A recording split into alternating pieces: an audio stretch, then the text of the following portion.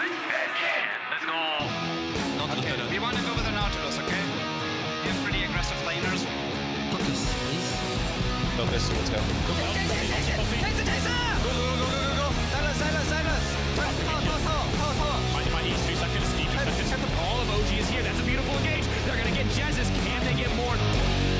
Tab is going to grab 1. You might be able to grab 2. He gets it. Nice. Weaver's wall. Nuke Duck caught out. He's going to get locked down. That's a quick pickup for Misfits.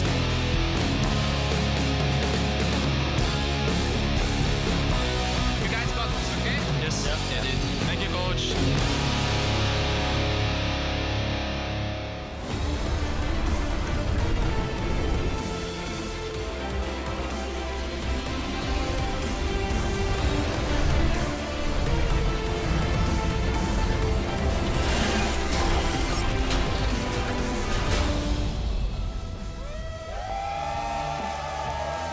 Hello, ladies and gentlemen, and welcome to the EU LCS. We're coming to you live from Berlin on this sunny Saturday afternoon as we close out week 6 of the spring split with 2 best-of-3s.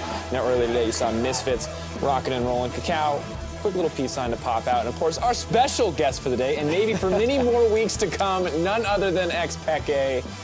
I mean, I'm just excited. I'm excited. I'm Daniel Dracos. In addition to being excited, joining me is James Press-O'Leary. Are you excited about xPeke? I'm excited. I know I'm in this seat, you're in that seat, but what seat is xPeke playing in? We're going to find out so quickly. It's a mystery. He doesn't actually have to commit. We'll talk about that a little bit later. But let's start by taking a look at the standings. Yesterday, G2 did chalk up enough wins to guarantee them a spot in the spring playoffs. And overall, it's been looking pretty good for them. Oh, G2 just looked dominant. Maybe a slow start out of the gates against Vitality for the first 15 minutes, but it was an even game, and then G2 showed up. I mean, they just continue to roll on the pressure. They are unstoppable, looking very dominant at the top of the table. And Vitality did make a couple of improvements, as we said, in their early game, but unfortunately still sat in that 4th spot over in Group B. So hopefully we can see more in the coming weeks. They've got some of their opponents around them in the table next week to play against, so I think that's their important time. Yeah, and I'm excited to see how this team develops, especially Vitality look to be improving overall. There's a lot of teams, I think, that need to step it up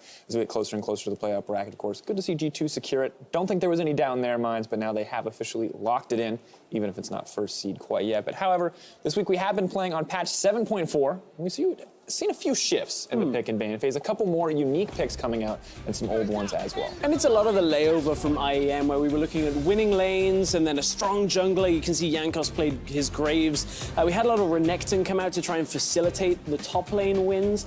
I did like that we saw Splice come out with the Nara as a counter to it, so we're still in this shifting meta in the early stages, but it's going to all be about win the lanes, push into the jungle, ward up, put as much pressure on the enemy jungler as you can. Heard about that in yesterday's PGL. So often content not to play want to play for the bigger objectives, not always about vision, but a new chapter.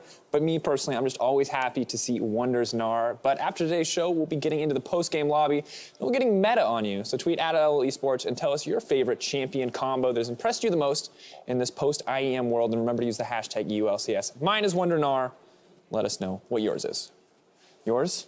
Mine was going to be Wonder Gnar, but I quite like the Talon, Knight's Talon, although it didn't win. I liked seeing it. We've seen it from a couple of teams. I want to see it some more. I'd love to see it as well. Vedius was really excited to see the Talon. Very excited. Very excited. Excited may not be enough of a word. We've used excited a million times already. But let's look forward to what we have on the cards today. We're going to be closing out week 6 of competition with Unicorns Love versus Rawcat.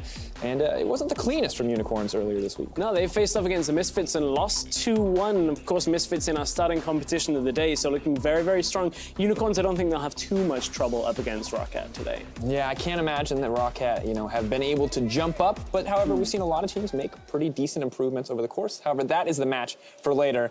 Now we get to talk about Origin. I know you're all excited. I'm excited. And we had to take a trip through the rule book just to figure out exactly what was going down. So to clarify, the team did not have to lock in a lineup until 2 p.m. today. And even then, they did not have to lock in the positions. However, xPeke is sitting in the support seat, and it looks like it will be xPeke. They had the option of Cyanide and Aranea as well. But with xPeke in and sitting in the support seat, how does this change things for Origin? Well, first of all, it changes things in the fact this is Peke's 4th role out of 6 potential roles that we have, including coach. So, he hasn't had that much time. Obviously, Hiva was removed from the lineup earlier on this week, there is some cruel irony in this very matchup. It has been 211 days since Origin last won, in which it was the last game xPeke played for Origin.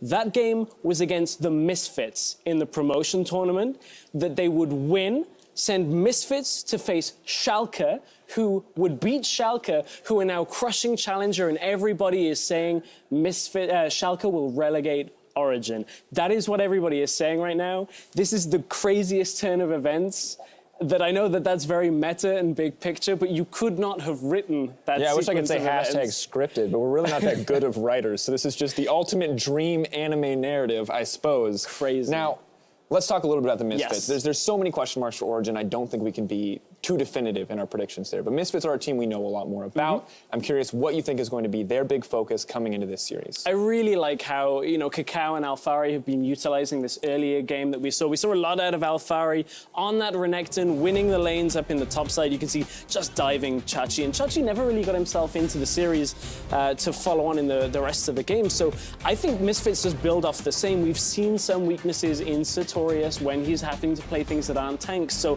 I'm really looking forward to them to just utilizing this synergy together. Yeah. Interesting to see how it develops, of course, adapting the meta, of kind of evolving the European meta as we move forward as well. Plenty of highlight moments from their previous series.